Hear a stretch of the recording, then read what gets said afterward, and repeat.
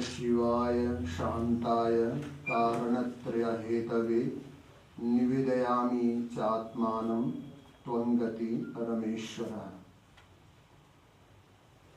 सर्वेभ्यः स्वागतम, नमस्ते। Ramakrishna Mission Institute of Culture welcomes you all to a book release ceremony to be presided over by Honorable Justice Shivakant Prasad, former Judge of Calcutta High Court. The book, originally written in Hindi, is 88-page book. Is divided into 24 chapters, while the last 23 pages include 15 Sanskrita hymns and Hindi doha. We are very happy. Honorable former Justice Shivakant Prasad ji will preside over the function, and Dr. Shobhuj Koli Sen, our very own, the former Vice Chancellor of Vishwa Bharati University and at present Principal School of Languages and Culture, Goldberg, will be the chief guest. And the book is authored by Sri Gangeshwar Singh, IPS, Director General of Police. And our program begins with the address of welcome by revered Secretary Maharaj, Secretary of the Ramakrishna Mission Institute of Culture, Swami Suparnanandaji Maharaj. Om Janani Sharadam Devi Ramakrishna Jagat Guru Pada Padme Tayo Sattva Sanam.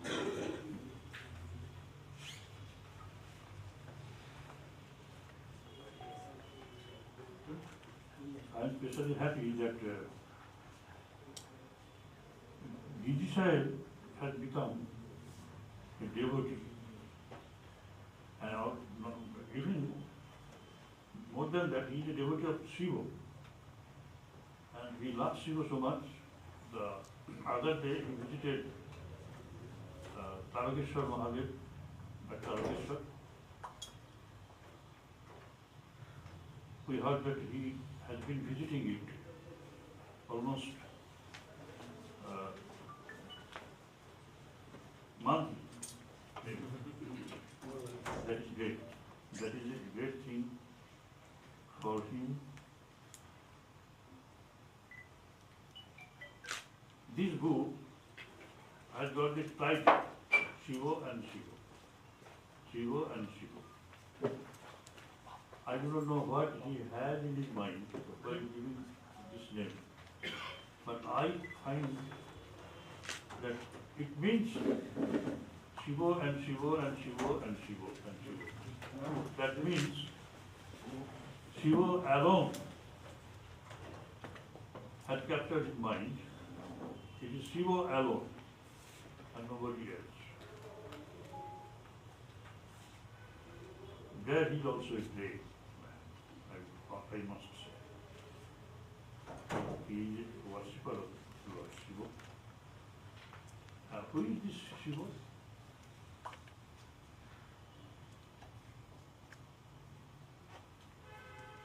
When the Devas and Asuras, they jointly started churning the sea with the hope of nectar. In the process they got what? Poison. It was out to destroy the universe.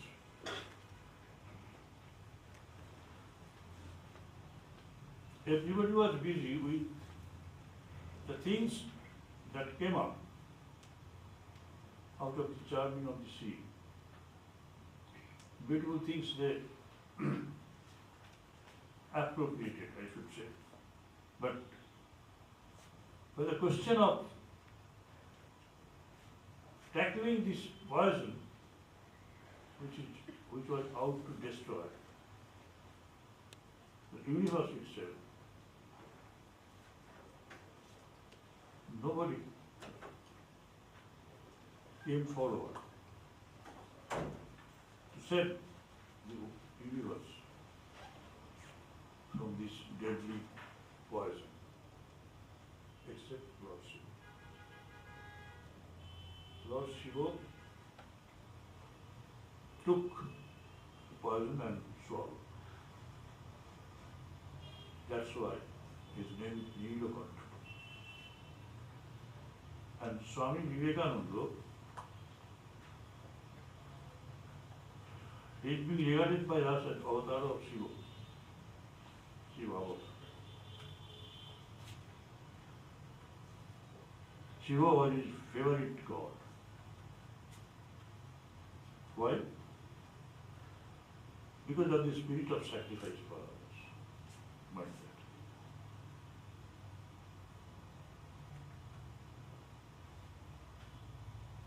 We accept Shiva as our favorite god. That means we are ready to give up everything for others. This Shiva. He wrote a Shiva Stotra. Very nice. You can read it in your pastime. Where he concludes it like that. Parohito karunayo prano pratseda pritam nato nayano nijuktam Nilakantam Namam. Parohita karunayo, for the good of others, prana pratseda pritam. He came forward to swallow, knowing that well, it may kill him. Still he did that. How you are saved, it is a different story. I am not going to spell out that. And Swamiji was like that. And whosoever reads Swamiji's books will have that spirit ingrained there. That spirit will come in the people who read Swamiji's complete works. I request him to do that because he lived for others. And he created the mission, the Ramakrishna mission and such. But this concept of sacrifice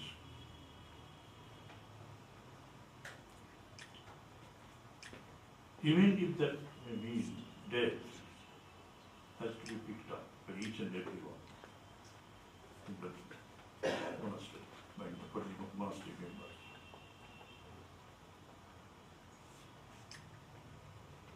So in this meeting, we are going to inaugurate the book, and you have all present yourselves here out of your own sweet will and love for Gangeshwarji, Dadiji. We are fortunate that we have amongst us Honorable Chief Justice of Calcutta,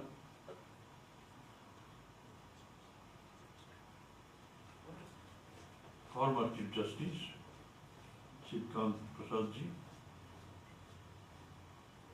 I also welcome him in our midst. I welcome Dr. Shobuj Kulise, former Vice Chancellor of Vishwabharati, and presently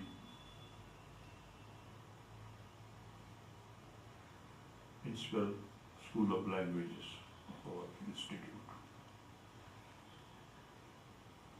I know you are all very good people,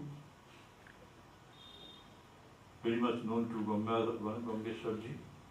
I congratulate you, welcome also, to be here, to be the witness of this occasion.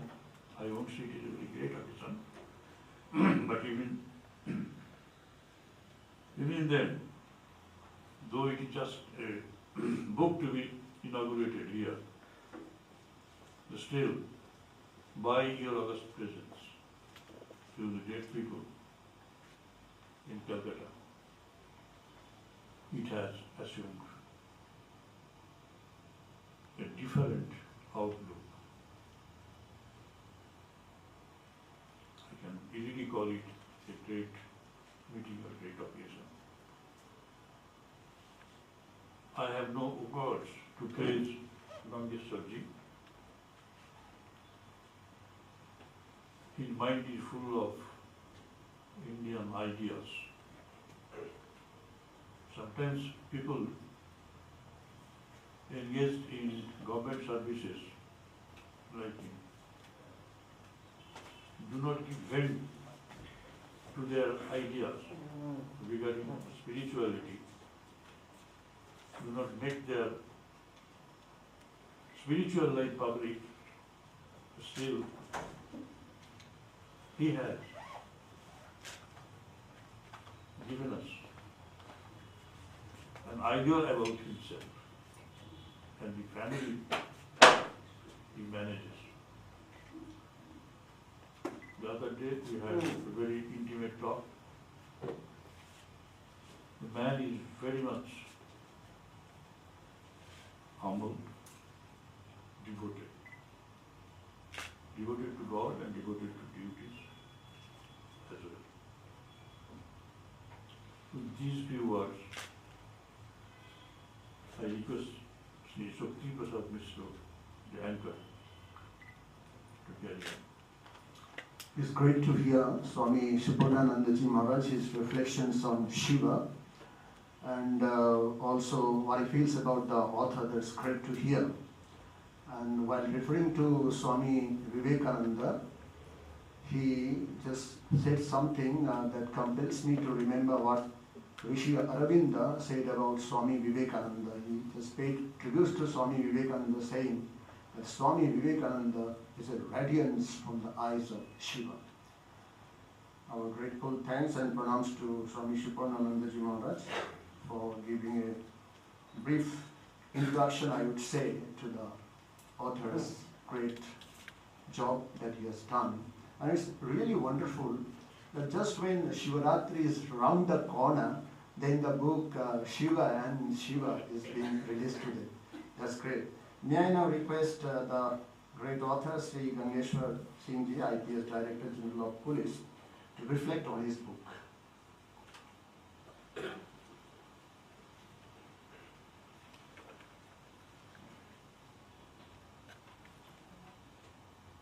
Om Namah Shambhavaya Cha Mayudhavaya Cha Namah Shankaraya Cha Maheskaraya Cha Namah Shivaya Cha Shivtaraya Cha.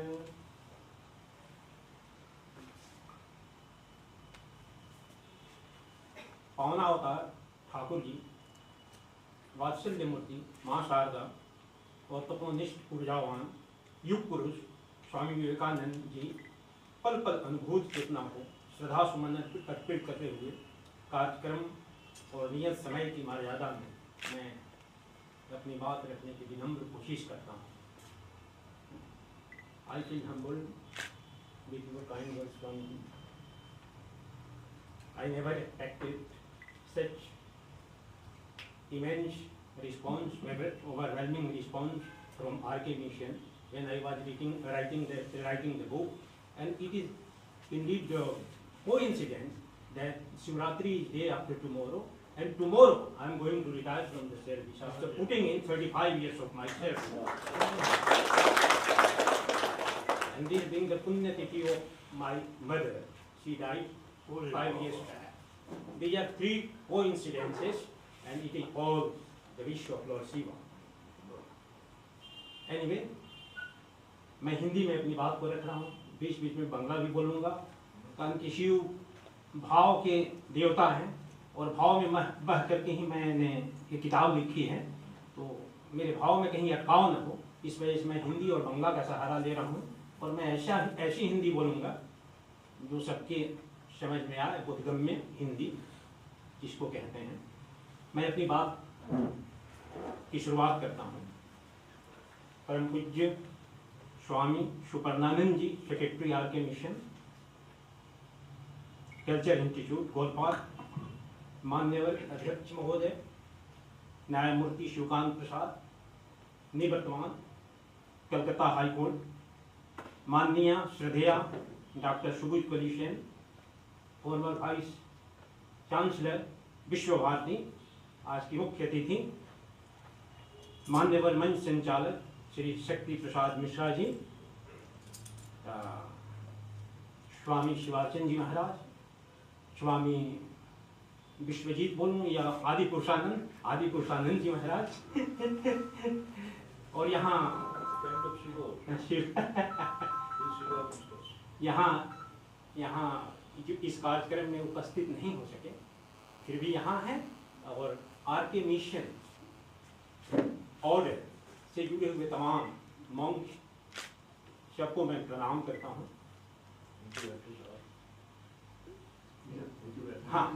हाँ, और मेरी वो तो मैं कह नहीं रहा हूँ, और मेरी जीवन संगिनी भी है मेरे साथ। इसके अलावे भी और हैं, इसके अलावे हमारे पब्लिशर हैं, महाराज जी हमारे पब्लिशर हैं, दो पब्लिशर बैठे हुए हैं। इसके बाद हमारे जो हैं DIG आए हुए हैं, हमारे DSP आए हुए हैं, हमारे सहकर्मी पूरे आए हुए हैं जो इस प्रोग्राम से जुड़े थे। तो सबको नमस्कार। आपकी उपस्थिति से ये कार्यक्रम बड़ा उज्जवल हुआ है, इसलिए मैं आप लोगों के प्रति कृतज्ञता ज्ञापन करता हूँ। स्वामी जी, लिखना और बोलना दोनों दो काम है। जब हम लिखते हैं तो कुछ गलती होती है तो उसमें काट छांट की गुंजाइश रहती है, लेकिन जब बोलने की बात आती है तो बोलने में मुंह से जो निकल गया, और विशेष करके इस तरह के प्रोग्राम में फिर बड़ी मुश्किल होती है। तो मैं भी सोच समझ के ही बोल रहा हूँ। उसके पीछे कारण क्या है कि जिस विषय को लेकर के मैंने थोड़ी कोशिश की है, विनम्र कोशिश, कुछ घंटे कुछ वर्ष मैंने जो भी दिया अपना समय इसमें, तो आपका तो पूरा जीवन इसी काम में लगा हुआ है, तप और साधना। ऐसे विषय पर जब मैं बोलूँगा तो स्वाभाविक रूप से मेरी वाणी कहीं लड़खड़ाएगी, ये डर मुझे सता रहा है। दूसरी तरफ हमारे 40 वर्ष जिनका न्याय विभाग से संबंध रहा है, वो तो हर एक बात में ऑर्डर कर देंगे, वो भी एक डर बना हुआ है मेरे ऊपर। और फिर डर जो है, इधर डॉक्टर सुबज कली सेन महाशया भी हैं। हम लोग तो बचपन में कहते थे कि बेटा तो जिस स्कूल में पढ़ते हो ना उसका हम हेड मास्टर हैं, यहाँ तो VC बैठी हुई हैं। अब बताइए, इसमें भी एक मुश्किल काम है। दूसरे जो मंच संचालक हैं उनकी तो बात ही अलग है, ये अपने आप में जो है नेशनल टीचर अवार्डी हैं, तो मामूली बात तो नहीं है। हाउस ऑफ टॉम इलाहाबाद जो हमारी भी जो है कर्मभूमि रही है, मैं वहीं से सिविल सर्विस किया था, तो वो एक डर बना हुआ है। और ऐसे लोग हैं हमारे सहकर्मी जो हमको आज से नहीं तकरीबन जो है 35 वर्ष से जानते हैं कम बेशी, और जहाँ मैं काम कर रहा हूँ वहाँ तो मैं पिछले 4.5 साल से हूँ। तो हमारे बारे में, हमारे हर एक काम को, हर एक बात को, हर एक आइडिया से सब भली भांति अवगत हैं। और सबसे सर्वोपरि बात है कि घर में कम से कम किसी की चले, लेकिन घर में कम से कम हम जो भी हैं, हमारी पत्नी की ही चलती है, संगनी की चलती है, तो उनके सामने बोलना भी थोड़ा सा और माने मतलब रखा है। जो भी हो, तो मैं सबसे क्षमा मांगते हुए जो भी बोलूं, तो उसमें अगर कहीं कोई गलती हो तो माफ़ करते हुए, क्योंकि 10 मिनट का समय भी है और ज़्यादा मैं समय भी नहीं लेना चाहता हूं और अपनी बात को रखना चाहता हूं। हाँ, ये किताब के बारे में जो है मिश्रा साहब ने काफ़ी कुछ बताया, इसके पृष्ठ वगैरह, इसमें जो भी स्रोत वगैरह हैं, सारी बातें हैं। मैं इसकी पृष्ठभूमि के बारे में थोड़ा सा बताना चाहता हूँ, बता करके आगे बढ़ना चाहता हूँ। विगत 2 साल से, विगत 2 वर्षों से पूरी मानव सभ्यता एक वायरस से तबाह रही है, और वो वायरस हमारी पूरे मानव जाति के लिए एक श्राप के हिसाब से आई है। और हम कमोबेश,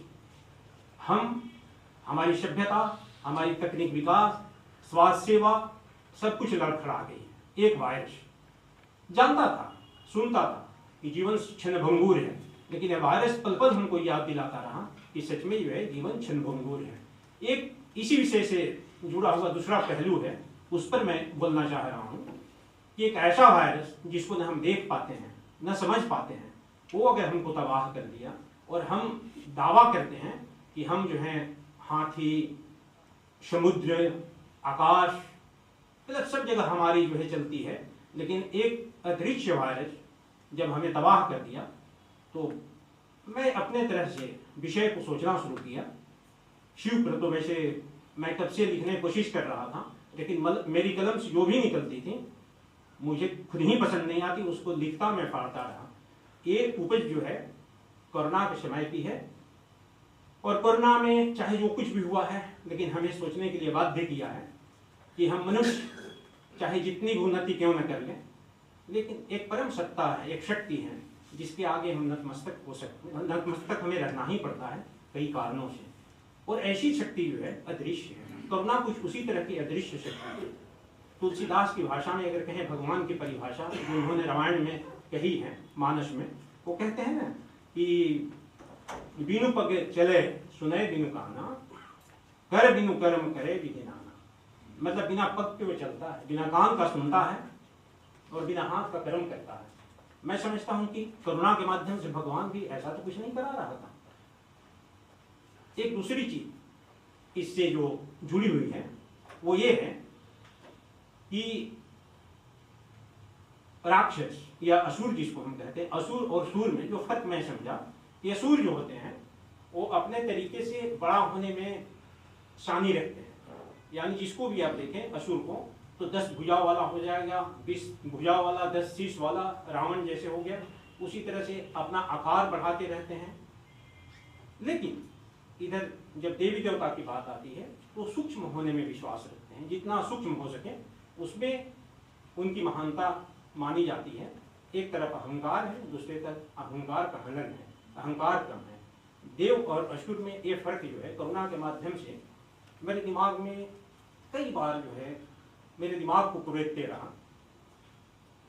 रामायण में या वैसे भी हनुमान तत्व के बारे में जब चर्चा आती है, हम देखते हैं कि हनुमान जो है जहां जरूरत पड़ती है करते तो है। सुरसा राक्षसी जब सीता की खोज में हनुमान निकलते हैं तो सबसे पहले उनका मुकाबला जो है सुरसा नाम की राक्षसी से होता है।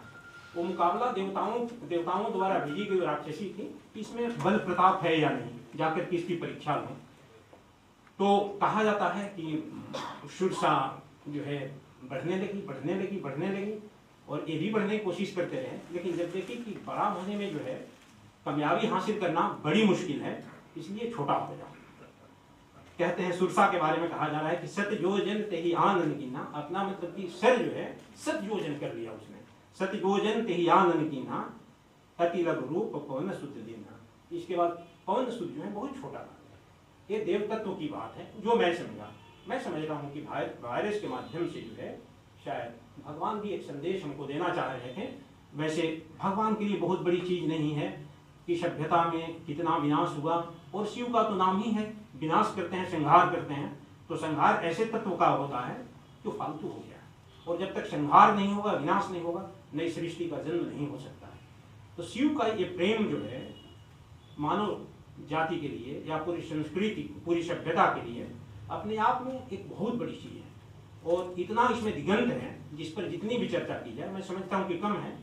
तो मेरे लिए स्वामी जी कहते हैं ना कि आकाश अपने आप में तो विराट है, विशाल है, लेकिन एक अस्तित्व में एक हम छोटा सा जीव है। तो हमारे हिस्से में जो कुछ भी आकाश आया, उसी आकाश को मैं पकड़ करके एक किताब मैंने लिखी है, और इसमें शिव तत्व के बारे में, जो शिव तत्व अपने आप में विराट विषय है, उस पर जो वही मैं कह रहा हूँ कि अपना घटाकाश मतलब अपने पात्र में जो आया, और मेरी जो पात्रता थी वो मैंने शिव को समझा।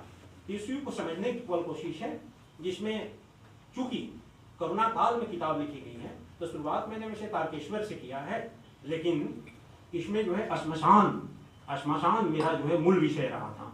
और श्मशान में वैसे किताब के बारे में थोड़ा सा मैं चर्चा करके अपनी बात को खत्म करूंगा। जब मैं किताब लिखने लगा तो उधर कभी कभार रविन्द्रनाथ टैगोर को भी मैं पढ़ लेता हूँ, कारण कि साहित्य में मेरी रुचि है।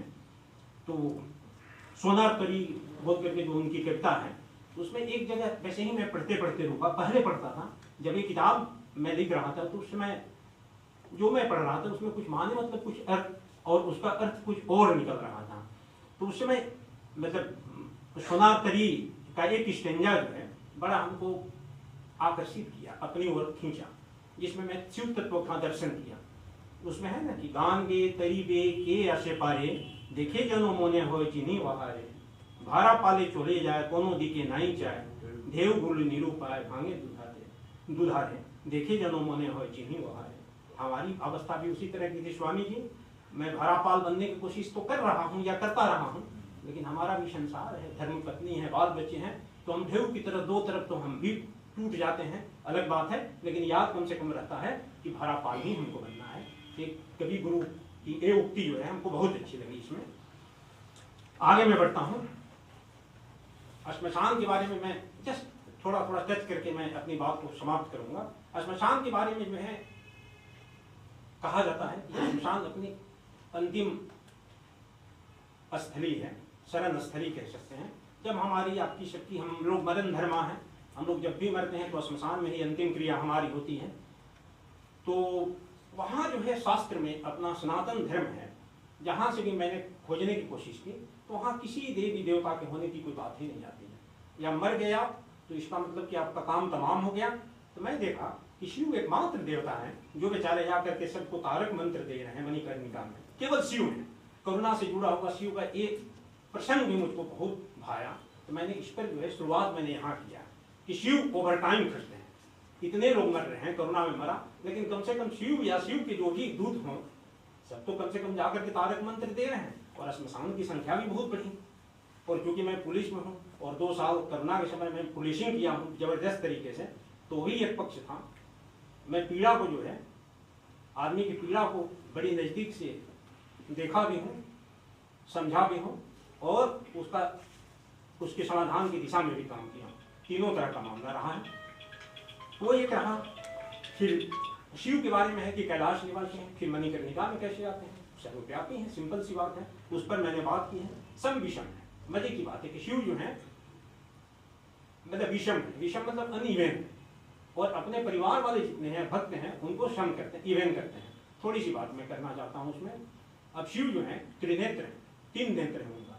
अच्छा, उसी तरह से त्रिशूल उनका है, डमरू है, और त्रिपुंड धारण करते हैं, और बिल्वपत्र जो होता है, आइए बैठिए,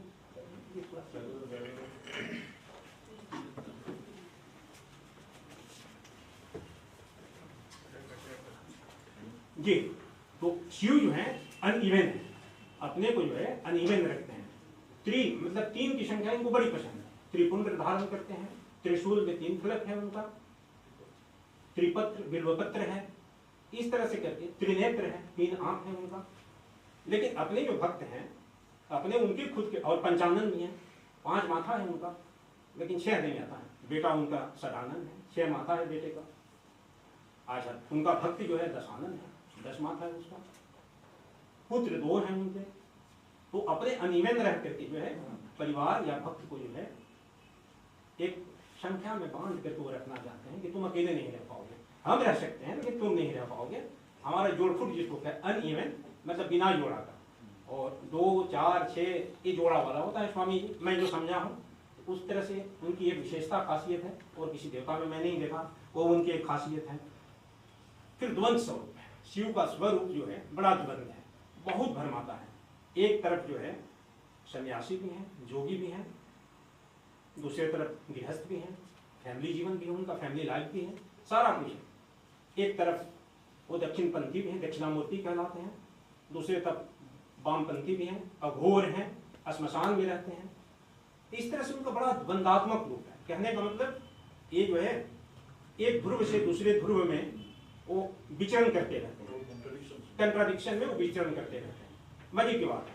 अब और मजे की बात आप देख लीजिए कि राम भी उनका भक्त है और शिव भी भक्त है, और दोनों एक दूसरे के दुश्मन हैं, दोनों को कहते हैं विजयी भव। इस पर भी मैंने बात की है, और उनको कोई मतलब नहीं। उनका मतलब है कि हम भाई देना जानते हैं, तुम लेना जानते हो, लेकर के फिर कैसे संभालोगे तुम्हारी जिम्मेदारी है। और उसके बाद में योगक्षेम वाली कोई बात नहीं है यहाँ पर। वो कहते हैं कि हमने दे दिया तुमको, इसके बाद तुम संभालो। और इधर कृष्ण कहते हैं कि भाई हम योगक्षेम की रक्षा करेंगे तुम्हारी। दोनों में फर्क ये है, एक शिव ही करते हैं। इसी तरह से फिर उनके डमरू के बारे में हमें बड़ा विचित्र लगा कि डमरू उनके हाथ में किया, आखिर डमरू अगर वैसे देखें आप तो डमरू से कहीं किसी संगीत के कार्यक्रम में कहीं भी वो संगत नहीं दिया जा सकता कि मैंने कोথাও গান হচ্ছে আর দিয়ে যেটা আছে হারমোনিয়াম মতন তবলা মতন যেটা বাজছে সেরকম কোনো জিনিস নয় কিন্তু আমি যেটা আছে আমি যে বুঝলাম কৃষ্ণের কাছে বাঁশি আছে বাজান উনি বাঁশি অন্য কারণে তারপরে সরস্বতীর কাছে বীণা আছে জলের মধ্যে উনি বাজান তো এর তো সঙ্গীতের একটা মানে মতলব আছে কিন্তু যখন শিব ডমরু বাজান তো শিব ডমরু কেন বাজান ডমরু দিয়ে যদি কিছু না হয় তাহলে কিসের জন্য এই ডমরু বাজান নাচেন তো ঠিকই কিন্তু আমি যেটা বুঝলাম আমার মানে भाव दशा যেটা বললো कि वो जो है मजाक के लिए नहीं बजाते हैं भक्त को जगाने के लिए बजाते हैं और डमरू जो है डमरू अपने आप में थोड़ा सा ध्यान दे करके कभी मैं कोशिश किया हूँ तो डमरू अगर आप बजाएं तो बाकी वाद्य अंतर कान में सुने जाते हैं डमरू लेकिन आपका हृदय में सुना जाएगा डमरू हृदय में सुना जाएगा यहाँ से आवाज आती है डमरू की जी। फिर पर्यावरण के बारे में मैंने कोशिश की है कि शिव जैसा अगर सब हो जाए बाद बाकी तो हमारे देवी देवता जितने हैं शहरी हैं शहर में रहते हैं महल में रहते हैं अटारी में रहते हैं लेकिन शिव महल अटारी से उनको कोई मतलब नहीं यहाँ तक सूती मुनि कपड़ा भी नहीं पहनते हैं वो एकदम जो नेचर में है वही पहनते हैं यहाँ तक उनका बाघ चर्म है गज चर्म है मृग चर्म है इस पर मैंने बात की है कि गज चर्म जो है गज जो है शाकाहारी है लेकिन बड़ा घमंडी होता है अहंकार है उसमें तो अहंकार को भी वो पहनते हैं। सिंह जो है क्रोधी होता है और कोई भी हिंसक जानवर जब तक क्रोध नहीं करेगा शिकार नहीं कर सकता है इसलिए क्रोध को भी वो धारण करते हैं। और तीसरा जो है हिरन है मृगशाला जिसको कहते हैं बड़ी सुंदर है जानवर में मृग जैसी सुंदरी और कोई नहीं है सुंदर है और वही एकमात्र चौकड़ी भरती है चौकड़ी भरने का मतलब एक साथ चारों पैर से चलना वही केवल करती होती है और बड़ी अलर्ट रहती है तो अलर्टनेस वहां पर है एक जगह अहंकार है दूसरी जगह क्रोध है तीसरी जगह अलर्टनेस है तीनों को धारण करते हैं। और अगर श्रेणी के हिसाब से इस पर विस्तार किया जाए तो बहुत कुछ लिखा जा सकता है लेकिन मैंने वैसा कुछ नहीं किया इसमें करने का बहुत चांस था। फिर इसमें मैं बचपन से लेकर अभी तक शिव को जितना मैं समझने की कोशिश किया हूँ अपने हृदय में उसको आसन दे करके बैठा कर समझने की कोशिश में किया हूँ जो उतरा है जितना उतरा है वो कुछ कहना चाहता था लेकिन मेरी बुद्धि कुछ और ग्रहण करती रही मन कुछ और करते रहा तो सब नहीं हो पाया जितना उतरा था लेकिन जो उतरा मैंने इसमें कोशिश की है अपनी किताब में पढ़ने से स्वाभाविक रूप से कुछ अलग अंदाज है अलग व्याख्या है मौलिक विचार है उसमें कहीं किसी तरह से आपको जो है कोई शास्त्र सम्मत असम्मत वाली कोई बात नहीं है और इसमें हमने कोई विवाद भी नहीं रखा है और किसी की तारीफ भी नहीं की है। शिव हमारे हैं शिव की तारीफ करना हमारा काम है मैंने किया है और बड़ी तार्किक तरीके से मैंने ये काम किया कराया है।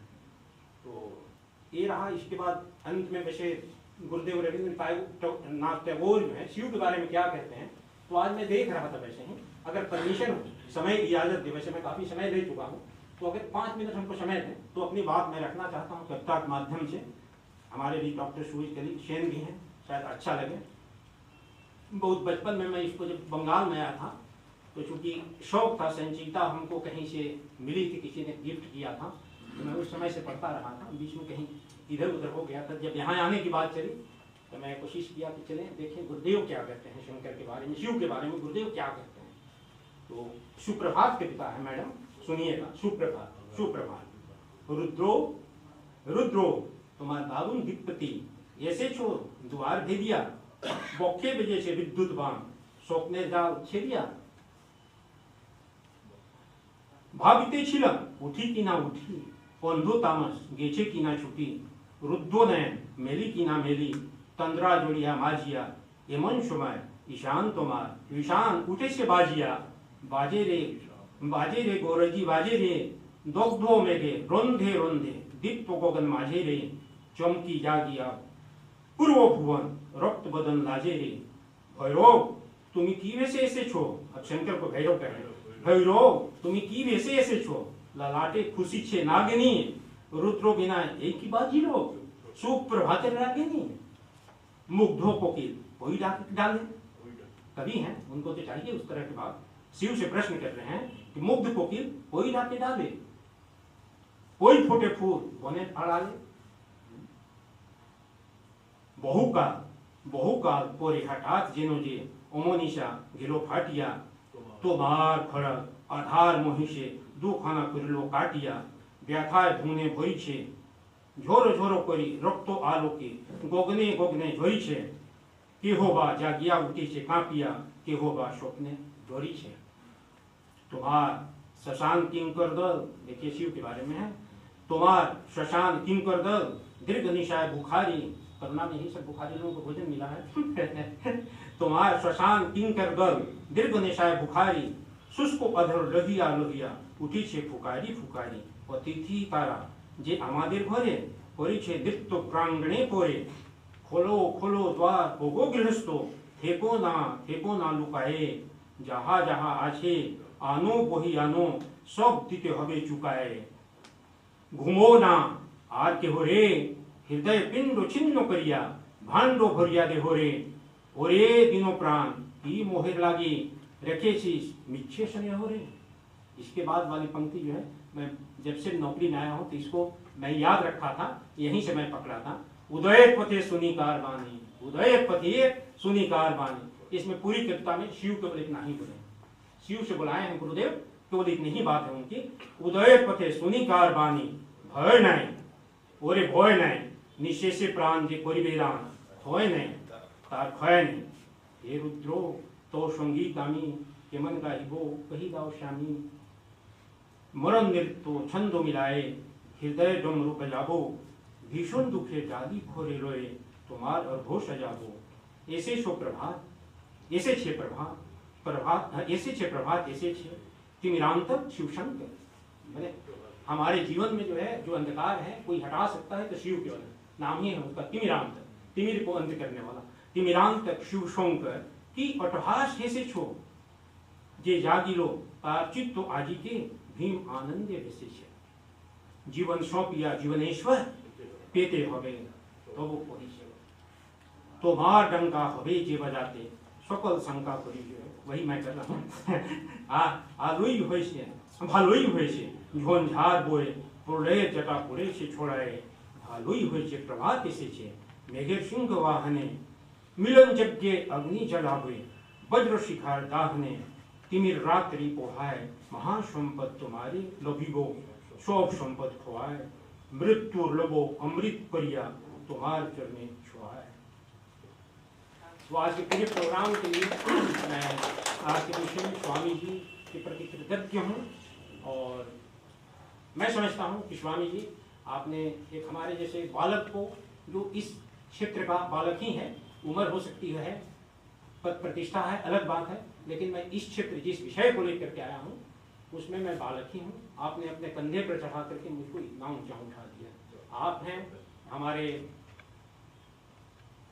अपने जो हैं आदि पुरुषानंद जी जो हैं, पता नहीं मॉर्निंग वॉक में इन्होंने क्या जादू किया हमारे ऊपर में। इसके बाद जो है शिवाचंद जी चुपचाप रह करके मेरी बात जो है गाड़ी में रह करके तारकेश्वर जाते समय पूरी बात इन्होंने सुनी है और पता नहीं क्या जादू आपने किया कराया।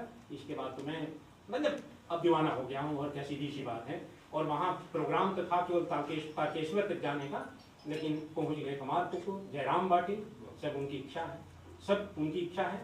और ये जो जब मैं किताब लिख रहा था कभी सपने में भी नहीं सोचा था कि आपके सानिध्य में डॉक्टर सुबीर कली जी और हमारे जस्टिस साहब और हमारे जो मित्र हैं, हमारे और दो मित्र हैं मॉर्निंग वॉक के, झा जी हैं, इसके बाद हमारे जो हैं जायसवाल जी हैं, और हमारे डिपार्टमेंट में जो है लिखा था तो इसको हिंदी में, लेकिन बांग्ला में करने में जो है हबीबुल हसन है, खड़ा हो जाए इंस्पेक्टर हैं। और इसके बाद जो है किताब को छापने में हमारे प्रकाशक भाषा और साहित्य शौकन बाबू सरकार हैं। और भी हम किताब लिखते हैं, उधर अग्रवाल जी भी हैं और उधर विश्वनाथ जी भी हैं, हमारे सब सहयोगी हैं।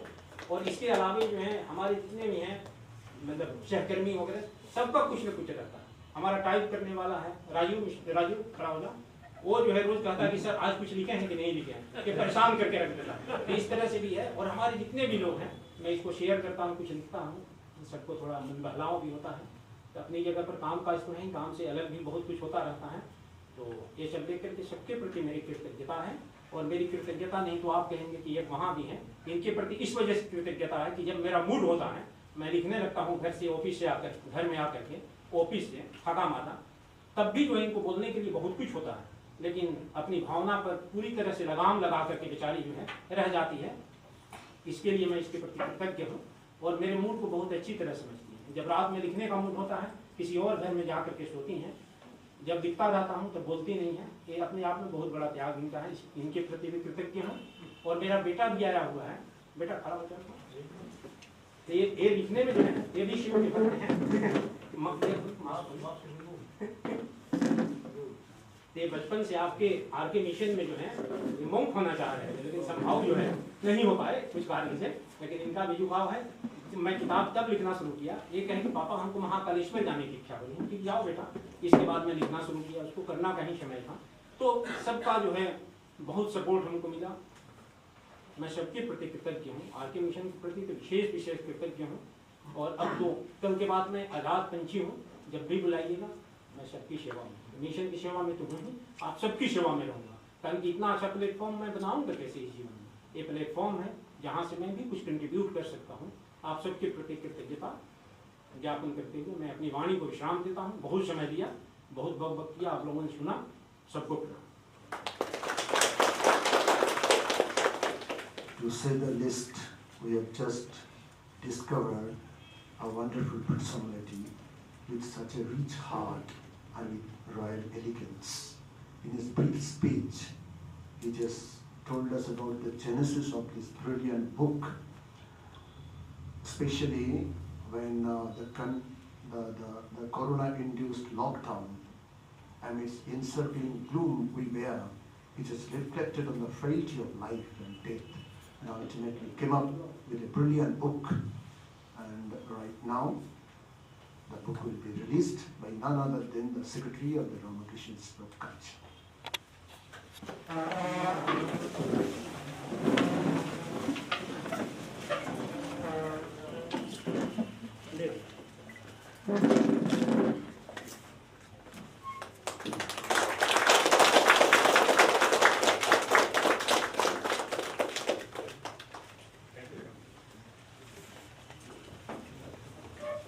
May I now request Dr. Shobhit Shen, the former Vice Chancellor of Vishwabharati University and at present the Principal of School of Languages, Ramakrishna Institute of Culture, to talk briefly on Shiva.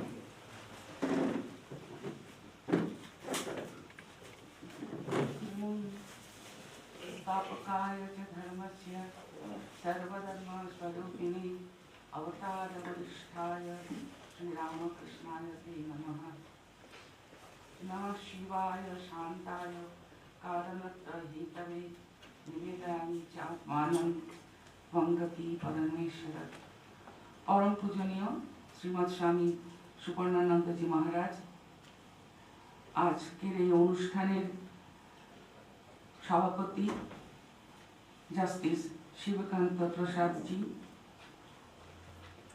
আজ Shri Gangeshwar Singh IPS এই বইটি শিব এবং শিব বাংলায় এবং হিন্দিতে যিনি রচনা করেছেন,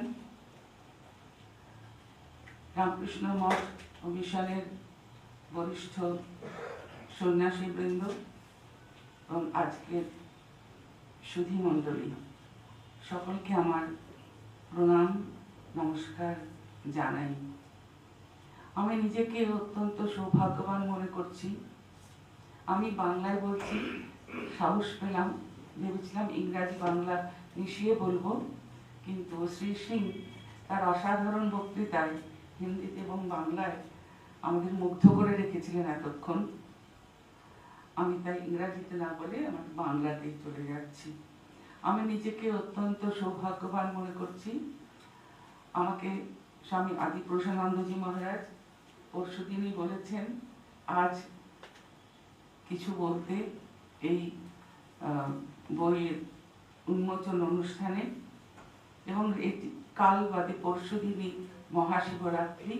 এই শিবরাত্রি প্রাককালে আজকের এই অনুষ্ঠানটি অত্যন্ত গুরুত্বপূর্ণ আমার কাছে মনে হয়েছিল। আমরা এতক্ষণ লেখক শ্রী গঙ্গেশ্বর সিংয়ের কাছে শিবজি সম্পর্কে, দেবাদিদেব মহাদেব সম্পর্কে যা শুনলাম, তারপরে শিবের সম্পর্কে আমার বলার অনেক কথাই উনি বলে দিয়েছেন। আমি সেজন্য আমি আমার দৃষ্টিতে দেবাদিদেব মহাদেবকে কিভাবে দেখি, আমি শুধু সেইটুকুই আপনাদের কাছে বলবো। আমরা জানি, উনি একটু আগে বললেন, শিব দেবাদিদেব তিনি মঙ্গলময় এবং একই সঙ্গে তিনি রুদ্র, তিনি সাংঘাতিক ক্ষমতার, তিনি ঝড়ের দেবতা ঋগ্বেদ অনুসারে। একই সঙ্গে মঙ্গলময়, ঝড়ের দেবতা এবং ত্রিমূর্তির মধ্যে তিনি সংহারকর্তা। আবার তৃতীয় নয়ন, সে নয়ন দিয়ে তিনি মদনকে ভস্ম করেছেন। মদনকে ভস্ম করার অর্থটা কি? আমি ক্ষুদ্রভাবে ব্যাখ্যা করতে চেষ্টা করি। মদন ভস্মের অর্থ আমার কামনাকে ভস্ম করা, আমার বাসনাকে ভস্ম করা, আমার মায়াপাশকে ছেদন করা। আবার একই সঙ্গে তিনি আশুতোষ, সেই জন্যই তো তিনি আমাদের এত প্রিয়। প্রাচীন আদিবাসীদের সভ্যতায় যদি আমরা দেখি, তাহলে দেখব মহাদেবের অবস্থান সেখানে। প্রিমিটিভ ট্রাইবাল কালচার থেকে শুরু করে হাইয়েস্ট রিলিজিয়ান বেদ পর্যন্ত তার অবাধ বিচরণ। তিনি হচ্ছেন আদি যোগী। তিনি যোগী পুরুষদের যোগ শিক্ষা দেন, নিজে যোগে থাকেন। শিবের আর সমস্ত রূপগুলির থেকে এই যোগী রূপটি আমাদেরকে সব থেকে বেশি আকর্ষণ করে। The great yogi is totally absorbed in himself, in transcendental reality. একই সঙ্গে এই যোগী শ্রী সিং একটু আগেই বললেন গৃহস্থ, ঘরে আছেন তার পার্বতী এবং 2 সন্তান কার্তিকেয় এবং গণেশ। লক্ষ্মী সরস্বতীকে তার কন্যা হিসাবে মনে করাটা বোধহয় বাংলাদেশেই একমাত্র আছে, আর মনে হয় কোথাও নেই। কিন্তু কেমন গৃহস্থ তিনি? তিনি এক অনাসক্ত গৃহস্থ, যিনি থাকেন শ্মশানে, পরনে যার বাঘ ছাল, যিনি ভিখারি। বাইরের লোক তাকে দরিদ্র বলে মনে করে, কিন্তু ভেবে দেখুন, তার গৃহে বিরাজ করেন অন্নপূর্ণা। অন্নপূর্ণে মহাপূর্ণে শঙ্কর প্রাণ বল্লভে। সেই অন্নপূর্ণার দ্বারে তিনি ভিখারি। কি চান তিনি অন্নপূর্ণার কাছে? আজ এখানে মহারাজরা আছেন, তারা চান ভক্তি বৈরাগ্য সিদ্ধার্থম ভিক্ষাং দেহি মে পার্বতী। माता में पार्वती पति पार्वती देवी, पिता देव महेश्वर, बांधवा शिव भक्ताश्च स्वदेश भुवनत्रयम्। শিব কি চান অন্নপূর্ণার কাছে? সর্ব মানবের জন্য তিনি চান। আরো একটা কথা, অন্নপূর্ণার ধারে ভিখারি শিবকে দেখে আমার মনে হয়, নারীকে এমন উচ্চ একটি স্থান দেওয়া আর কোন দেবতা কি কোথাও দিয়েছেন? আমাদের মাতৃ সাধনার আরম্ভ কি এইখান থেকেই? আমরা তার শরীরে দেখি, একটু আগেই শ্রী সিং বলেছেন তিনি শ্মশানবাসী, তার শরীরে আমরা দেখি শ্মশানের ভস্ম, যেটি মৃত্যুর চিহ্ন। কিন্তু সেটা তো ওপরের।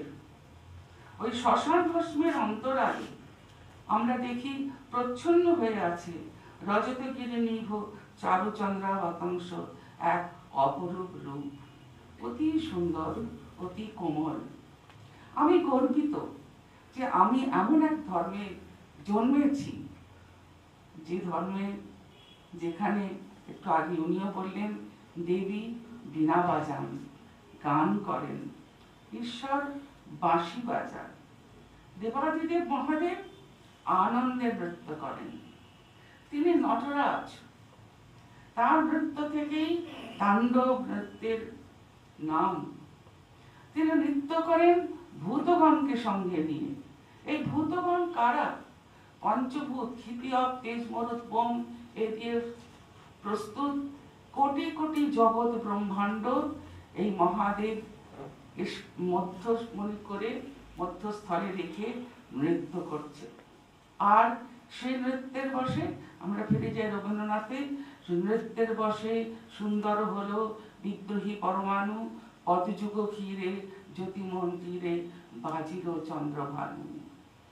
শিবের চরণে চন্দ্রভানু তার নূপুরের হয়ে বাজছেন, কি আনন্দে নৃত্য করছেন।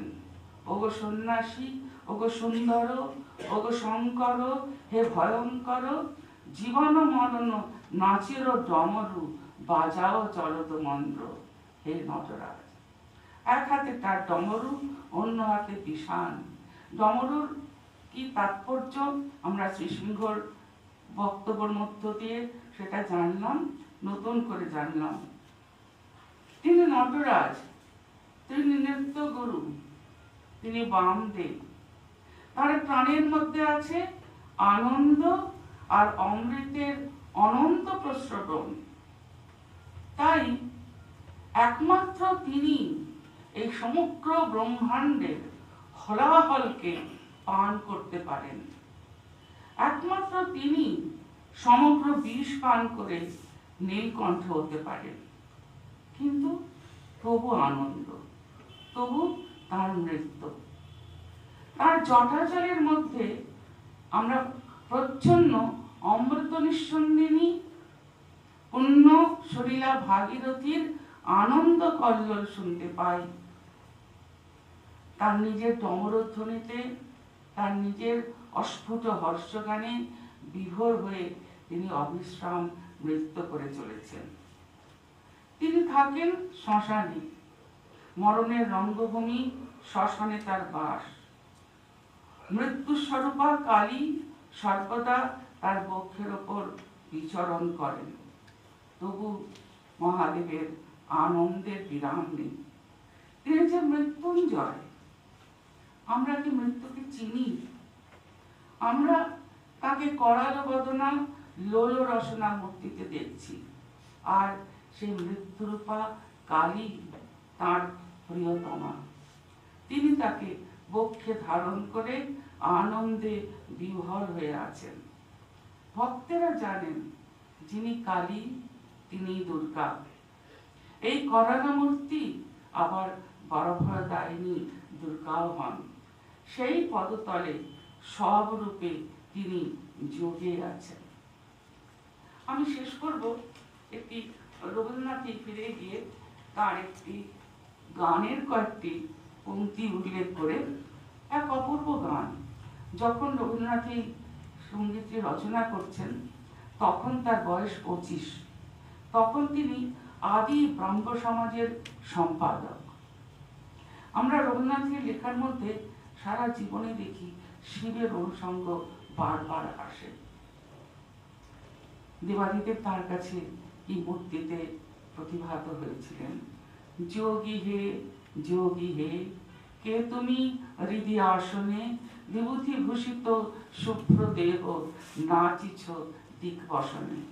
মহা আনন্দে পুলক কায় গঙ্গা উছলি উছলি যায়, ভারে শিশু শশী হাসিয়া চায়, জটা জুটো ছায় গগনে। যোগী হে ওম নমঃ শিবায়। It is scholarly and yet so emotive, the way Dr. Sen interpreted Shiva and our reflections on Shiva.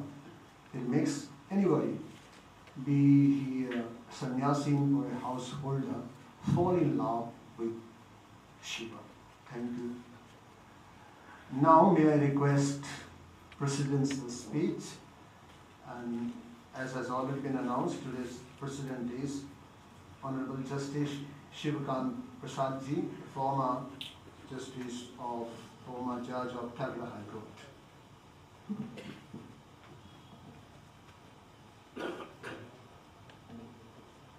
नमो नारायण। स्वामी संपूर्णानंद जी महाराज, सुपर्णानंद जी महाराज, नमो नारायण महाराज जी,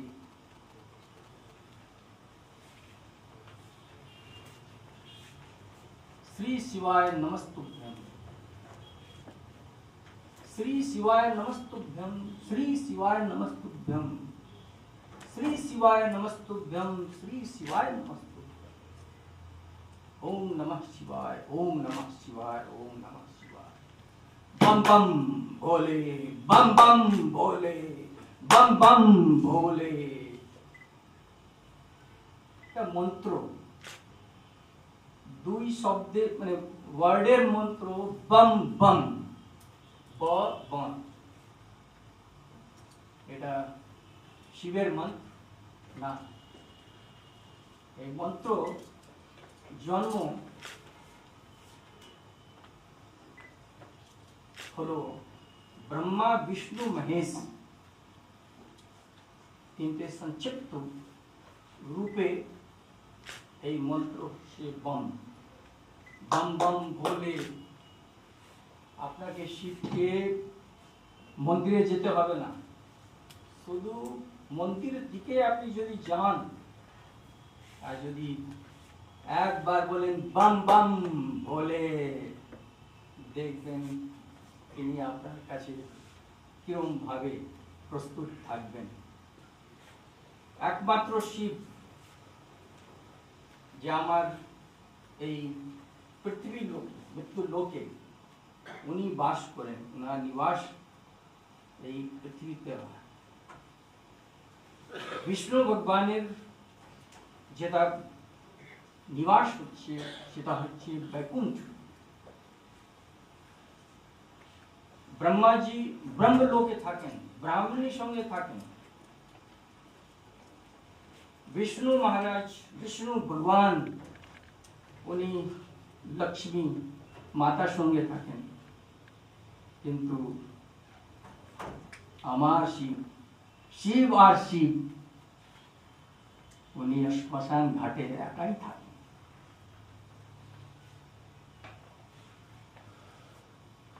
ওনার পুত্র গণেশ জি বলেছিলেন, বাবা বিষ্ণু ভগবান তো কত সুন্দর, ব্রহ্মাজি কত সুন্দর,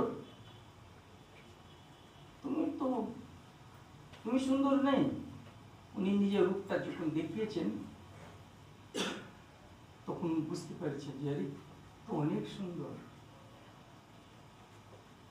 তখন গণেশ মনে হলো যে না, আমার মায়ের মতন সুন্দরী কেউ হতে পারে না, সুন্দর হতে পারে না, তুমি সুন্দর নয়, আমার মা পার্বতী, পার্বতী মাতা সুন্দর আছে বলে উনি শিবজি সব কিছু ত্যাগ করিয়া উনি শ্মশান ঘাটে ভস্মে দিয়ে। আপনি যদি যান মহাকালেশ্বর জ্যোতির্লিঙ্গে, ওইখানে আমি 4 বার আমার সুযোগ হয়েছে, সেখানে দেখেছি আমি শিবের রূপে আমি দেখেছি। আর যে ভস্মী যেটাতে ওনার ইয়ে হয়, শৃঙ্গার করা হয়, সেই ভস্মী আমি গ্রহণ করেছি। সে ভস্ম প্রসাদ রূপে নিয়ে এসেছিলাম। আমার স্ত্রী বললেন যে আমি খুব স্বপ্ন দেখছি, এখানে আমাকে গঙ্গায় বিসর্জন করতে হবে। আমি সবাইকে সাদর প্রণাম জানাই। আজকে এই রামকৃষ্ণ মিশন ইনস্টিটিউট অফ কালচারে এটা আমার অহভাগ্য যে আপনাদের মধ্যে উপস্থিত। এই আসনে যোগ্য আমি নয়, এই আসনে যোগ্য আমি নয়, তবে আমার এই যে শিব এবং শিব এবং শিব, শিব এবং শিব and এবং এবং এবং এন্ড মানে শিব শিব শিবের অনেক নাম, অনন্ত নাম। আমার সামনে পাশেই গঙ্গেশ্বর মহাদেব আছে।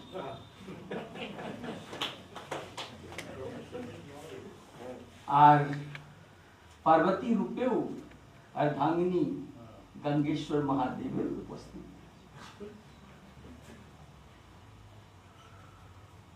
আমি উনার প্রায়বাসী শিবাকান্ত, কিন্তু আমার শিবা আমার সাথে নাই, কারণ একটা ভয় আছে।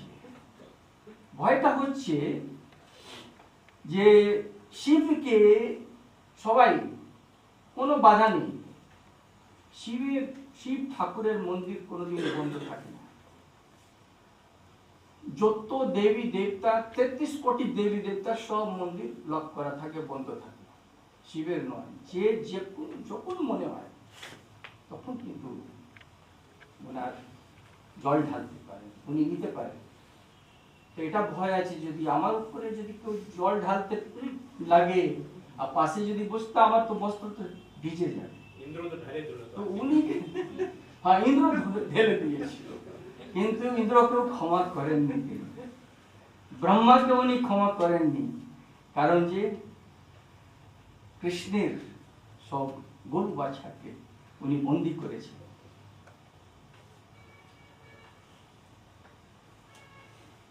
তো अवन अवन माने হচ্ছে আমার মতে root of Brahmand. Lord Shiva is the root of Brahmand. এবং এবং ঠিক আছে, শিব তার অর্থটা হচ্ছে শিব कल्याणकारी शुभकारी है, शांतिदाता, ये सभी बता सकते हैं आप। शिव शिव का अर्थ और भी है पापों का नाश करने वाला। वह शिव वह अर्थात देने वाला, यानी दाता, वो देते हैं। उनका हाथ ऐसे देते हैं, क्यों नहीं देते, ऐसे लेते हैं, देते हैं, तो दाता है। उनके समक्ष कोई भी जाए, प्रार्थना करे, मन से आस्था से मिल जाए। ये शिव पुराण महापुराण में है। एक भंगेड़ी যে ভান খায়, আমাকে ক্ষমা করে দেবেন, একটু সময় নিয়ে নিতে পারি আমি 10 মিনিট। ভাঙ্গেড়ি গঞ্জেড়ি আমাদের সমাজে কত, गंगेश्वर महादेव जी कितनों को पकड़े होंगे। भंगेड़ी है, गंजेड़ी है, गंजेड़ी को हम कभी नहीं पकड़े, भंगेड़ी को नहीं पकड़ा, तो भंगेड़ी को पकड़ ही नहीं सकते हैं।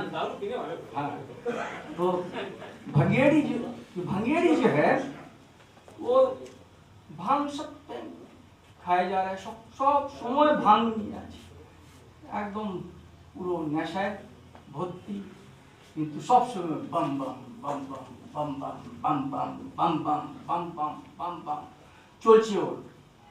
আর বিকাল বেলা দিকে এসে শিবের মন্দিরে महादेव बम बम महादेव आए हैं, चले गए। उसी नशे में एक दिन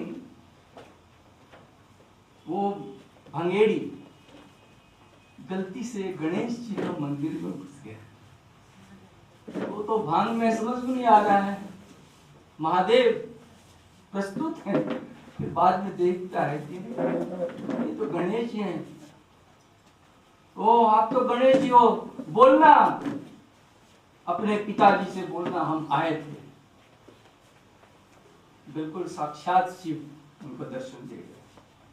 तो ये आस्था है, उनके प्रति आप आस्था रखें, आप देखेंगे कि आपको कुछ मिलेगा। कुछ उनको देने की जरूरत नहीं है, जल डाल दें, अपने घर से ले जाकर जल डालें, और घर से जहाँ जब जितना स्टेप आप लेते हैं उतना आप तीर्थ करते हैं। आप जल ढालें और कहें श्री शिवाय नमस्तुभ्यम। आप इसका मंत्र 11 बार आप जाप करके आप देखें, आपके मन की व्याधि सब मिट जाएगा। शिव जो एवं जो है, अवंग जो है, ये फिलिपिन एक वर्ड से आया है। इसका इंग्लिश मीनिंग है रूट।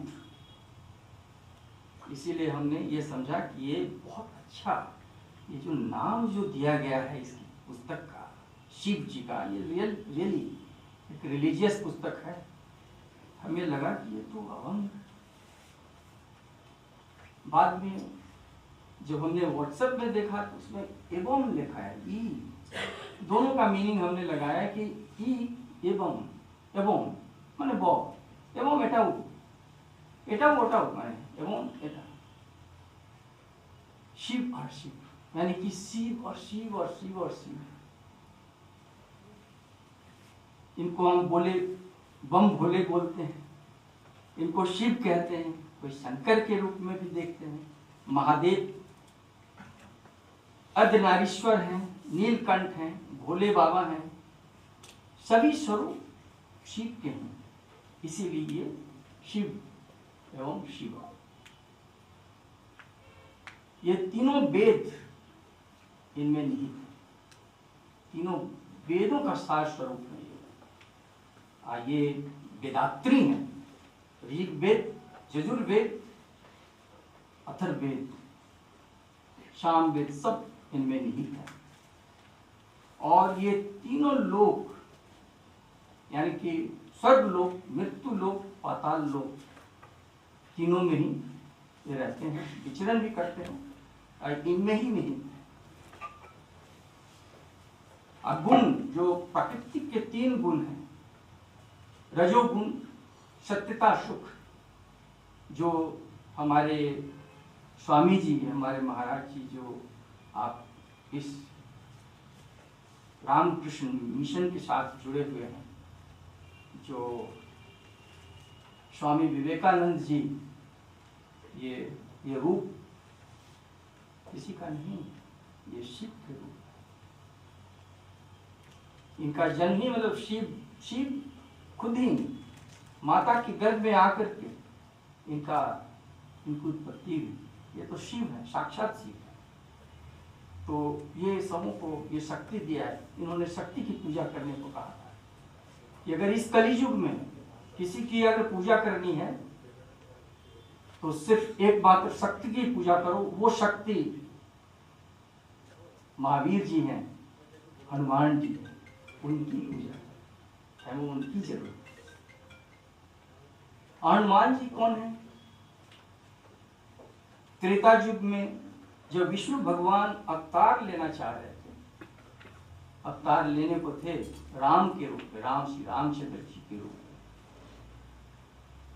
तो विष्णु भगवान जब भी अवतार लेते हैं, आप तो सभी शास्त्री हैं, हम थोड़ा सा कुछ प्रवचन सुन के, कुछ पढ़ के हमने समझा है। तो 2 जन और का अवतार होता है। एक शिव जी अवतार लेते हैं और दूसरा शेषा अवतार होता है।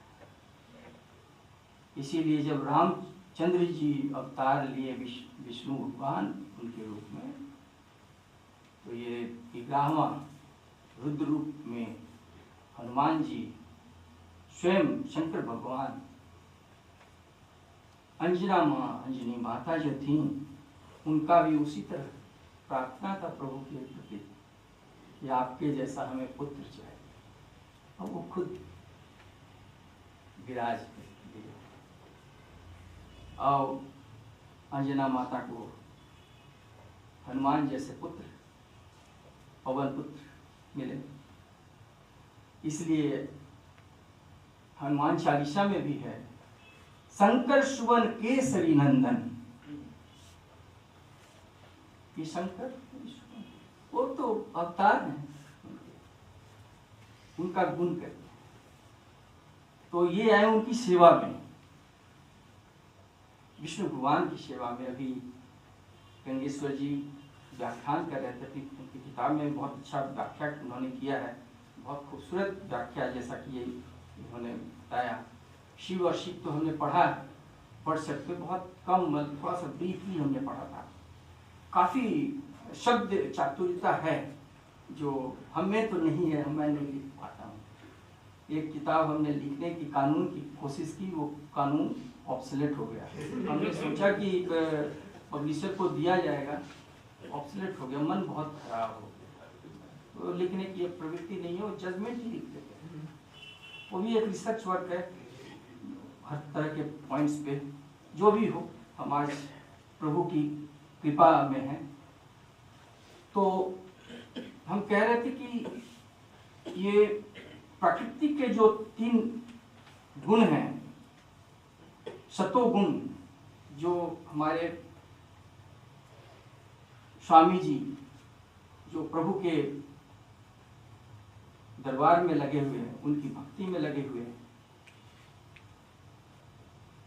तो ये लगे हुए हैं, बहुत बहुत बड़ा ये एक पूजा है। और प्रभु परिजनों ने प्रभु से उनकी प्रार्थना थी कि आप कैसे खुश होंगे, हम किस तरह से आप पूजा करें जो आप खुश होंगे, हमसे संतुष्ट होंगे। तो ये आपके भगवत गीता में ही है, दयाया सर्वभूतेषु, दयाया सर्वभूतेषु संतुष्ट्या येन केन वा सर्वेन्द्रिया शान्तस्य च तुष्ट्यापि जनार्दन। जनार्दन यानी प्रभु खुश होते हैं तब जब आप सभी जीवों के ऊपर दया करते हैं। तो आप ये यहाँ बैठकर दया कैसे करते हैं? दया लोगों को शिक्षा देकर, चिकित्सा देकर, बहुत समाज को अच्छे ढंग से रखकर, उनको बुद्धि देकर, उनको अच्छा से समझाकर बुझाकर पूरे समाज को, इस समाज तंत्र को ठीक से रखने की जो आप में ये जो क्रिया बनी हुई है, तो आपके माध्यम से ये जुड़ कर ये जो है ये दया आप स्प्रेड करते हैं, प्रभु का नाम सबों के मन में। ये एक दया है, जीवों के प्रति ये दया है।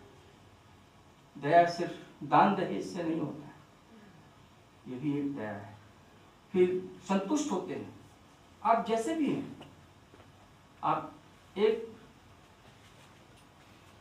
कपड़े में रह जाते हैं, कोई फिक्र नहीं कि हमें कोई अच्छा कपड़ा पहने हैं, ये कोई संतुष्ट है आप। तो आपकी इंद्रियाएं सभी जो है शांत है, उसको आपके कंट्रोल में है। इस तरह से आप प्रभु की पूजा करते हैं, उनके करीब हैं आप, जो हम नहीं हो सकते। यानी आप ये सतोगुण जो सत्यता के से जो है आप सुख देते हैं लोगों को या सुखी रहते हैं, ये आप में है। रजोगुण अभी जो संसार करते हैं, जिनका आसक्ति होती है, अपना परिवार हो, सुंदर परिवार हो, अपने पुत्र हों जिनको हम आगे पढ़ा लिखा कर अच्छा बना सकें समाज में, ये रजोगुण का एक स्वरूप है जो अच्छे कर्म में लगे हुए हैं समाज में।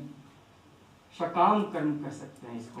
तमोगुण ये पागलपन है, ये जो पागलपन यानी बहुत गंदे काम में, उनका दिमाग ही कहीं और है, जो उनका व्यसन है, उनकी भावना कहीं गलत जगहों में। तो ये गुण जो है ये डिस्ट्रक्शन की तरफ है, इसमें ये हमारे शिव इनका विनाश करते हैं।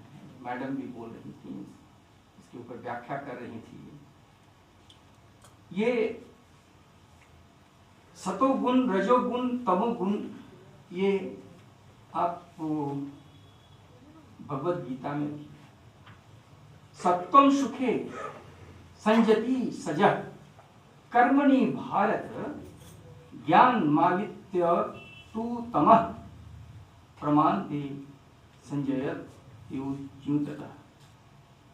ये ऐसी प्रकृति के 3 गुण भी शिव में निहित है। और ब्रह्मा जो है रचयिता है,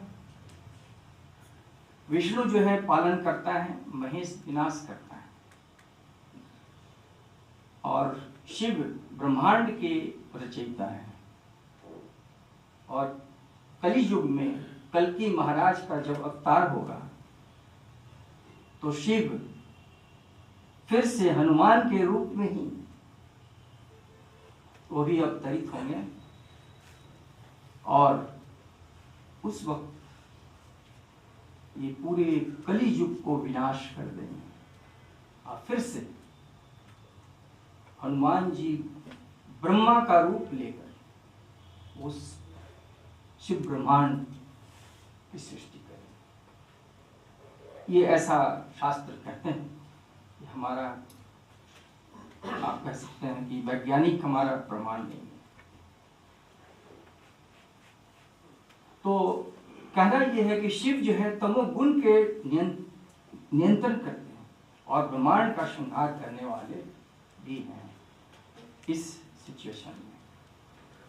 और शिव की महिमा अगर आपको समझनी है तो उनकी शिव महिमा स्तोत्रम में आप जाएं।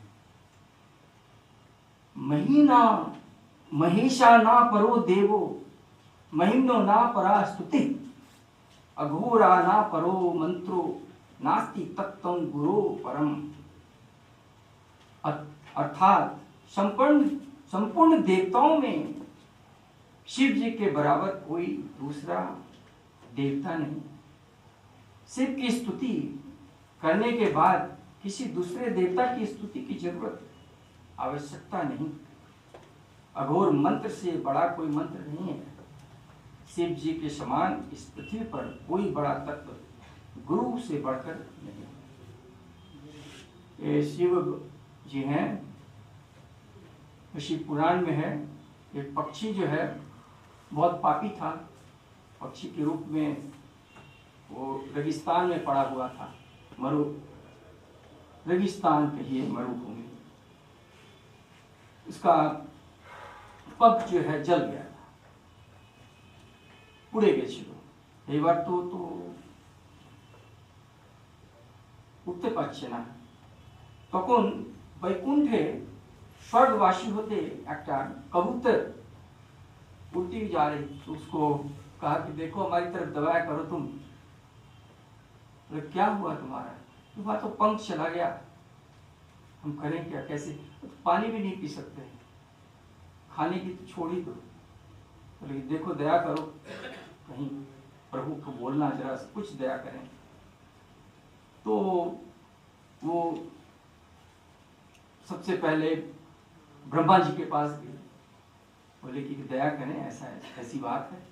ब्रह्मा जी कहा नहीं, वो बहुत घोर पापी है, उसको उसी कष्ट में रहना है, वही जिंदगी है उसकी, नहीं क्षमा नहीं की जा सकती। विष्णु भगवान के पास गए, तो विष्णु भगवान ने कहा बोले कि आप एक बार देख लें किस अवस्था में है। तो लक्ष्मी माता थी उनके साथ, तो उन्होंने देखा, उन्होंने एडवोकेट किया। और डांगनी तो बोलती है ना कि इनका थोड़ा आप देख लो, थोड़ा तकलीफ में है, कुछ अगर आप कर सकते हो तो उन्होंने तदबीर उनकी करी। तो उन्होंने क्या किया कि ठीक है, इसको हम पंख हम दे दें। पंख दे दिया, लेकिन पीने का पानी नहीं मिला। तब फिर क्या किया जाए? तो वो फिर कबूतर मिली नारद मुनि से। नारद मुनि से पूछी कि हमको बहुत दया आया है, पापी है, लेकिन अगर कुछ दया दिखाया जाए, वो पानी पी सके। तब नारद मुनि ने कहा कि हाँ, ब्रह्मा तो कुछ देंगे नहीं, घोर पापी है वो, विष्णु भगवान भी नहीं देंगे, जितना दिए बस उतना ही भर। एक बात मैं कहूँ, एक जगह तुम जाओ, तो किसके पास? तुम शिव जी के पास जाओ, उनसे प्रार्थना करो। उनसे जो प्रार्थना किया गया तो वो क्षमा कर। कुछ दिन हम लोग मॉर्निंग वॉक करते हैं तो गंगेश्वर जी एक दिन कह रहे थे कि जब भी प्रभु के दरबार में जाते हैं तो क्षमा मांग लेते हैं। ये प्रभु, हम लोग तो पापी भी हैं, पाप भी करते हैं, क्षमा कर देना। तो वही क्षमावान है, वो क्षमा करते हैं, दया वही करते हैं। शिव एकमात्र। और शिव महापुराण, शिव पुराण में अगर या लिंग पुराण में आप पूरा ही पढ़ लेंगे, हमारे पास समय नहीं है, 24,000 में कितने श्लोक हैं, समझना उसको हर चैप्टर से बड़ा मुश्किल है, समय ही नहीं है, शक्ति नहीं, भगवान ने नहीं दिया उस जगह तक जाने का। लेकिन हमने सुना है कि अगर उसको एक एक पढ़ा जाए तो सबका रिमेडी है। और तुलसी भगवान, तुलसी जी ने, तुलसी बाबा ने तो ऑलरेडी रामचरितमानस में उत्तर कांड में उन्होंने कहा हुआ है, ये कोरोना इस सूक्ष्म रूप में जो है चमगादड़ से ये जन्मेगा इस कली युग में, क्योंकि तभी तो संहार भी तो होगा, बहुत सारे पापियों का संहार भी होगा। हम भी पापी हैं तो हमें भी संहार करेंगे। तो ये तो रूप है, उन्होंने कहा है, लेकिन उन्होंने उपाय भी बताया। और उपाय क्या बता दिया? सकल विघ्न व्यापही नहीं तेहि, राम सुकृपा विलीन कहीं जे।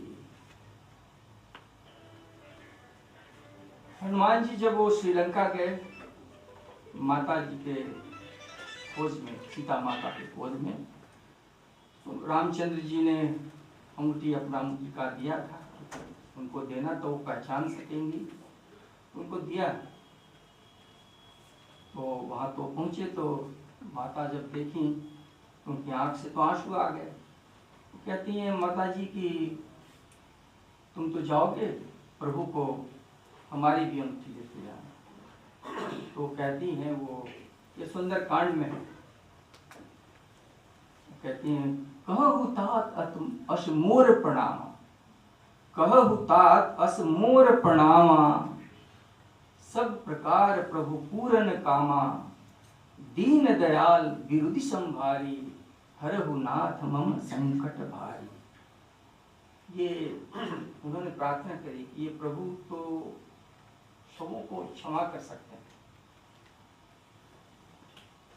जब वही श्री राम जी अपने भक्तों के साथ श्रीलंका पर, जब उनको श्रीलंका में आना था, उनको समुद्र में जो है पुल बांधना है, तो उसके लिए भी कौन थे? वही शंकर भगवान थे, रुद्र रूप में हनुमान जी। और सबसे पहले उनको भी, श्री राम जी को भी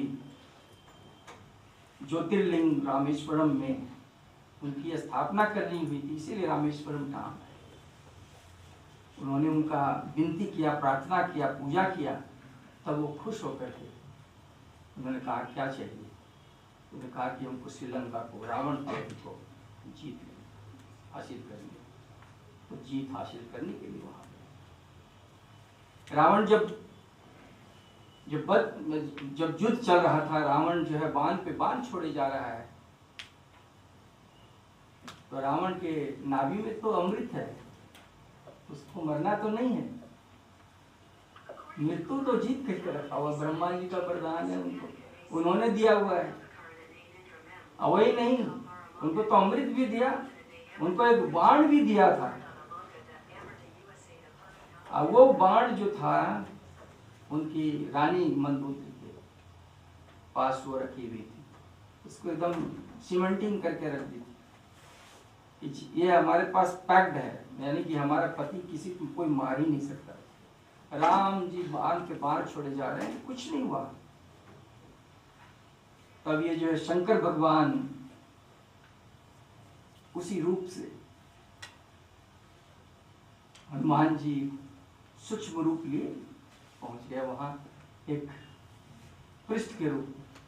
ये वो सब कुछ जानते, सबों के विषय में बोलने लगे तो हल्ला हो गया कि ये हनुमान जी आए हैं यहाँ। ये हनुमान नहीं, कोई स्वामी है, बहुत कुछ जानता है, जो भी जिसको भी देख के कुछ भी बोल सकता है। मंदोदरी सुनी, मंदोदरी आई, मंदोदरी कोई बहुत कुछ बोल दिया कि तुम्हारे पास ऐसा ऐसा है। तो कहते हैं आप कैसे जानते हैं? एक तुम जानती हो, एक मैं जानता हूँ। कि हाँ तो फिर जो है वो बाण लेकर वो आए, उनको दिया गया, उनका वध हुआ। उसमें परास्त थे बेचारे राम जी। तो राम जी जो हैं परास्त जब थे तो राम रक्षा स्तोत्रम में ये चीज है कहा हुआ, जो राम रक्षा स्तोत्रम जो है, जो बुद्ध कौशिक ऋषि ने उन्होंने विरचित किया है, उनके रचयिता हैं, लेकिन ये मंत्र शिव जी का दिया गया, उनके सपने में उनको कहा हुआ है, अशुभ में वो उन्होंने लिखा। आदित्यवान्य था स्वप्ने राम रक्षा मिमामं हर, तथा लिखित वान प्रातः प्रबुद्धो बुद्ध कौशिक। तो बुद्ध कौशिक जो है वो राम रक्षा स्तोत्र लिखा उन्होंने। और अगस्त ऋषि, अगस्त मुनि जब आदित्य नाथ की पूजा, उनका अर्चना करने को श्री राम जी को कहा गया, तो उस वक्त उनकी स्तुति करने के बाद उनको शक्ति मिली और फिर राम का वध किए। तो इन सारी समयों में राम के साथ विष्णु भगवान का मदद में शिव जी लगे रहे। और शिव और राम विष्णु ये दोनों एक दूसरे के पूरक हैं, वो जहाँ हैं वही हैं वो।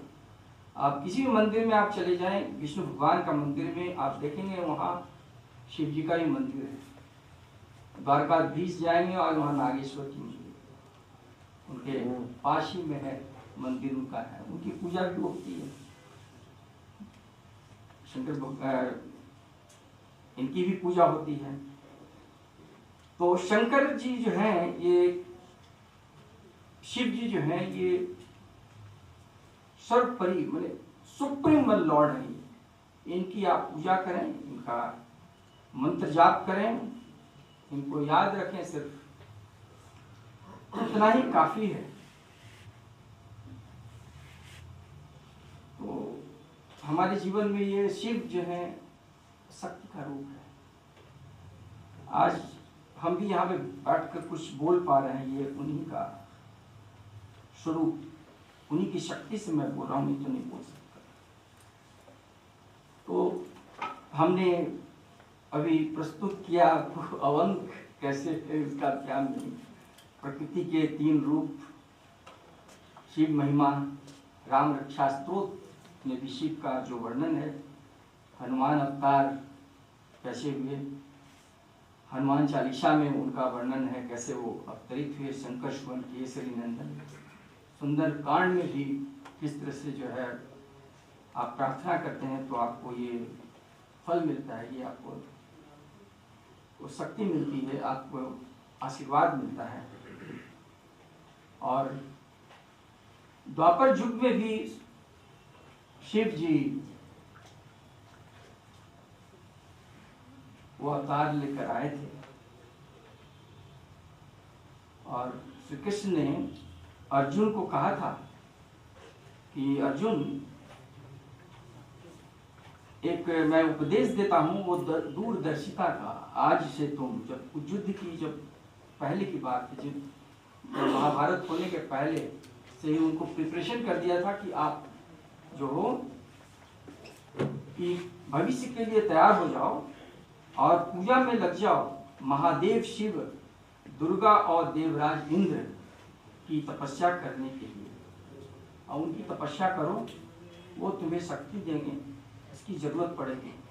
यानी वो दूरदर्शिता, ये एक उपदेश है कि हर आदमी फर्स्ट साइटेडनेस होनी चाहिए, तब वो आगे कुछ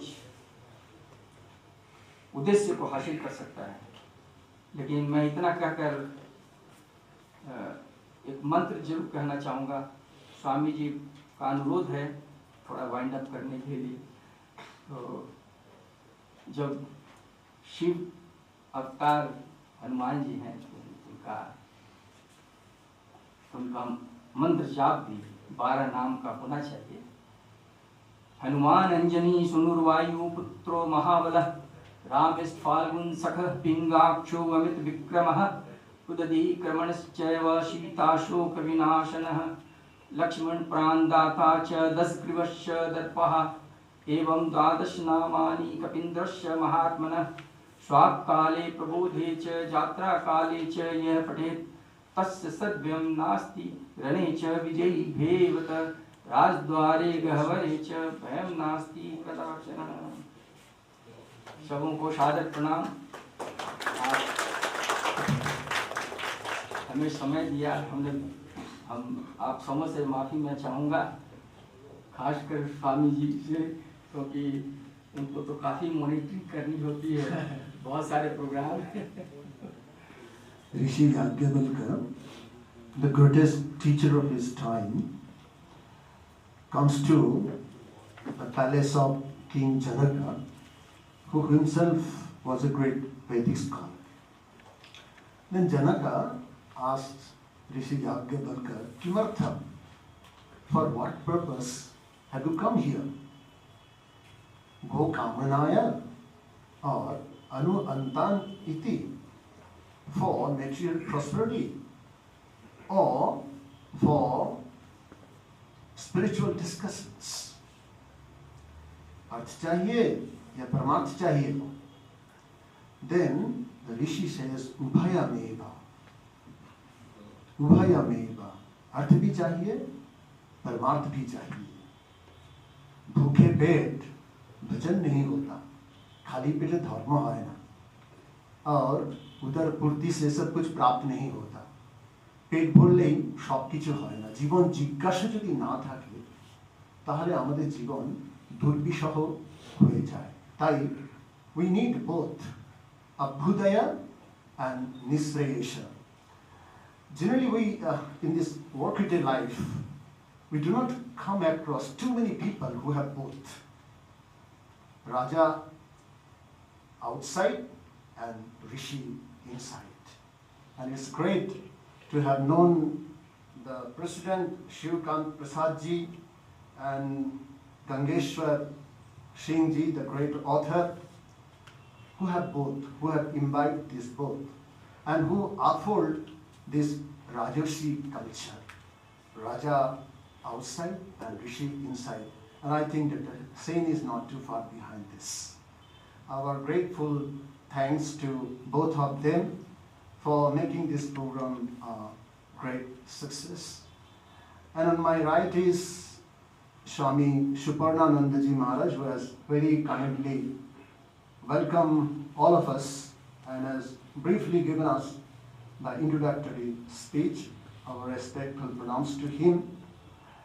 And thanks are greatly due to Swami Adi Purushanandaji, who always prefers to stay behind. But he is the person who has meticulously arranged, of course with the wholehearted support from our large-hearted Secretary Maharaj, and assisted by our participants, dedicated assistants. So I pronounce to them as well. And last but not the least, our honorable audience, the great audience that includes among the monks is there Swami Vishnudevanandaji Maharaj, with the senior most monk of our Ramakrishna Mission Institute of Culture. Our pranam to him as well. And all the officers, and in fact I would say who's who, so many, and you are great to have sacrificed your well-deserved Sunday of rest to make this program a great success. So thank you so much. Thank you.